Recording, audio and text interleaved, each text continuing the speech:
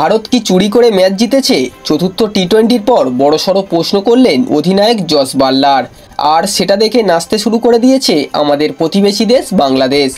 আজকের এই ভিডিওতে আমরা জানব ঠিক কী কারণে হর্ষিত রানাকে লাস্টে মাঠে নামানো হয়েছে এবং কার পরিবর্তে নামানো হয়েছে আর কেন নামানো হয়েছে। চলুন ভিডিওটি শুরু করা যাক।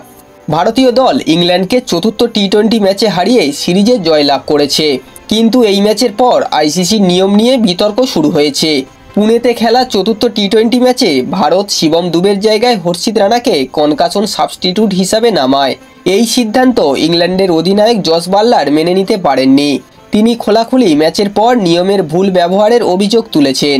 হর্ষিত রানা তার বিতর্কিত কনকাশন সাবস্টিটিউট হিসাবে নেমে 3টি গুরুত্বপূর্ণ উইকেট নেন এবং ভারতকে ইংল্যান্ডের বিরুদ্ধে চতুর্থ টি-20 ম্যাচে 15 রানে জয় এনে দেন।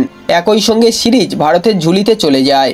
ভারত শুক্রবার ব্রিটিশ পেসার সাকিব মাহমুদের 3টি উইকেট নেওয়ার সত্ত্বেও হার্দিক পান্ডিয়া এবং শিবম দুবের অর্ধশতরানের সাহায্যে 9 উইকেটে 181 রান করে। ইংল্যান্ডের দল 166 রানে অল আউট হয়ে যায় এবং ভারত 5 ম্যাচের সিরিজে 3-1 ব্যবধানে লিড পেয়ে যায়। ভারতীয় দলের অলরাউন্ডার শিবম দুবে ব্যাটিংয়ের সময় জেবি ওভারটনের বাউন্সারে হেলমেটে আঘাত পান এবং তার জায়গায় পেস বোলার হর্ষিত রানা মাঠে নামেন।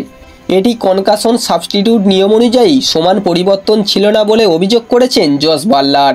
নিয়ম অনুযায়ী যে খেলোয়াড় আঘাত পেয়ে বাইরে যায় তার জায়গায় একই ধরনের খেলোয়াড় প্লেয়িং 11-এ অন্তর্ভুক্ত করা হয়। হর্ষিত রানা পেস বোলিং করেন এবং তার গতিবেগ শিবম দুবের থেকে প্রায় 25 কিলোমিটার প্রতি ঘন্টায় বেশি। এই বিষয়টি ইংল্যান্ডের অধিনায়কের কাছে গ্রহণযোগ্য হয়নি যে কেন ভারত রানাকে দুবের জায়গায় নামিয়েছে। জস বাটলার ম্যাচ শেষে প্রশ্ন তুলেছেন, এটি লাইক টু লাইক রিপ্লেসমেন্ট নয়, আমরা এর সঙ্গে একমত নই। বন্ধুরা, এই ছিল আজকের ভিডিওটি।